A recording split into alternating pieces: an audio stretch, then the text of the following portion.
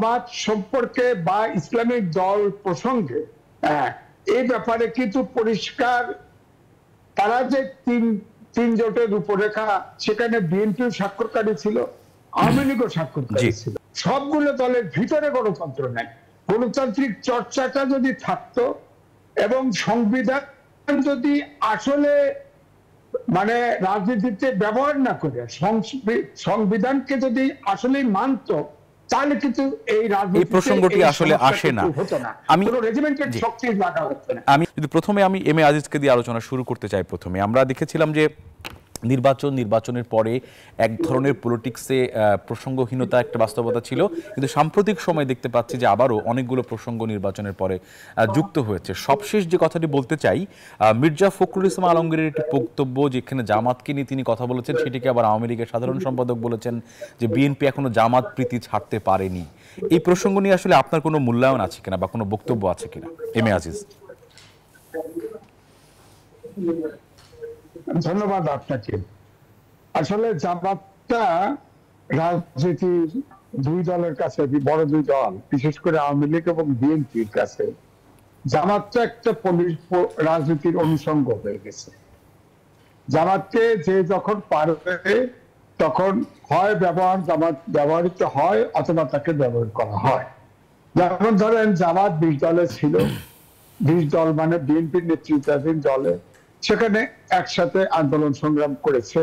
তাতে কিন্তু জামাত একদম স্বাধীনতা, বিএনপি স্বাধীনতা বিরোধী শক্তির মুরব্বী এই হিসাবে তকমা পেয়েছে। আবার ওদিকে 96 সালে ধরেন নির্বাচনে আওয়ামী লীগ জামাতকে কাছে পেয়েছে, আবার হেফাজতকে সমাবেশ থেকে তুলে দিচ্ছে, আবার হেফাজতকে কিন্তু আওয়ামী লীগ গৃহবন্দী করে ব্যবহারও করছে। সুতরাং এই যে ইসলামিক দলগুলি, এই দুই দল বিশেষ করে আওয়ামী লীগ এবং বিএনপি যার যখন প্রয়োজন তারা আমার কাছে মনে হয়েছে ব্যবহারের চেষ্টা করেছে। কিন্তু যে আমাদের যে 71 সালের সংবিধান রচিত 73 সালে, সেই জায়গাটাতে কেউ কিছু চোখ মেলে না। সেখানে কিন্তু তারপরে আপনার হোসেন মোহাম্মদ এরশাদকে পতন ঘটানোর আগ মুহূর্তে যে 3 জোটের একটা রূপরেখা হয়, সেখানেও জামাত সম্পর্কে কথা বলা ছিল।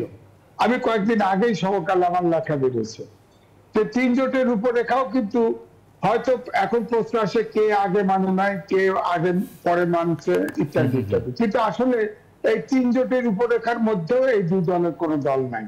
এবং যে যতই যার যেখানে সুবিধা, প্রায় 17-18টা সংশোধন হয়েছে, এই সংশোধনে অধিকাংশ সংশোধনই আপনার দেখেন যে দলগুলি ক্ষমতায় ছিল, বিশেষ করে 3টি দল ছিল জাতীয় পার্টি সহ, তাদের যেটা সুবিধা অধিকাংশ ক্ষেত্রে দেখা যায় সেই দলের লোকেই সংশোধন করেছে।